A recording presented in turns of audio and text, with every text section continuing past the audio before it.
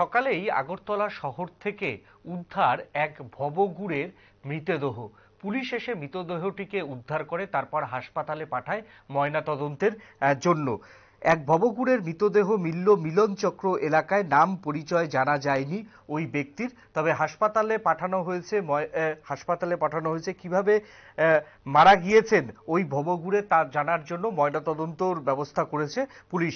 এই ব্যাপারে সংশ্লিষ্টরা সহ পুলিশ কি বলছে আসুন দেখে নিই। আমরা জাস্ট যে পজিশন আছে ওই পজিশনে দিচ্ছি। কিভাবে খবর পাইলে? খবর আমাদেরকে আমাদের কন্ট্রোল রুম থেকে খবরটা দেওয়া হয়েছে এবং সাথে সাথে আমরা আছি আহত আমরা এই খবর। এই জায়গাটার নাম কি? জায়গাটার নাম মিলনচক্র। পরিচয় জানা গেছে কিছু? পরিচয় আমাদের এখনো আমরা কেউ কাছে পাইনি এবং জানতে পারিনি। এলাকাবাসী দেখছে কিছু? হ্যাঁ, এলাকাবাসী তো তারা কেউ কিছু সঠিক খবর দিতে পারে।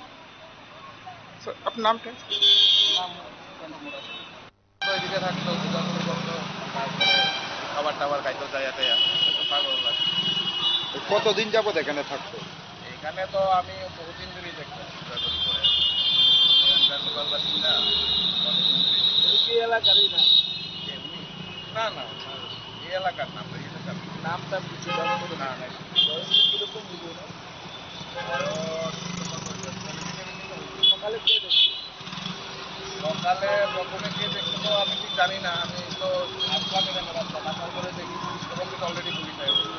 কি অবস্থা? প্রাথমিকভাবে কি মনে হয় কিভাবে মৃত্যু হইতে পারে? আত্মজনিত কারণে হতে পারে আমার মনে হয়। হ্যাঁ, বিস্কুট হইতো, খাবার খাইতো তো, সবাই খাবার টাবার দিত। ওখানে কি থাকতো রাত্রিতে?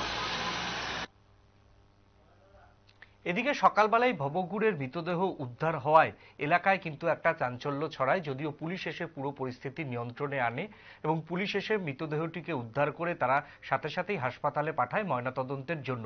ময়নাতদন্তের রিপোর্ট আসার পরেই বোঝা যাবে যে ভবঘুরের কিভাবে মৃত্যু হয়েছে। তবে ওই ভবঘুরে ওই এলাকার স্থানীয় লোক নয়, তাকে কেউ চেনেও না। মাঝে মধ্যে সেখানে দেখা যায় তাকে, এমনটাই জানিয়েছেন সেখানকার স্থানীয় বাসিন্দারা। এখনকার মতো ছোট্ট একটা বিজ্ঞাপনের বিরতি নিচ্ছি। বিজ্ঞাপনের বিরতির পর আবার অন্য কোনো খবরে ফিরে আসছি আমরা।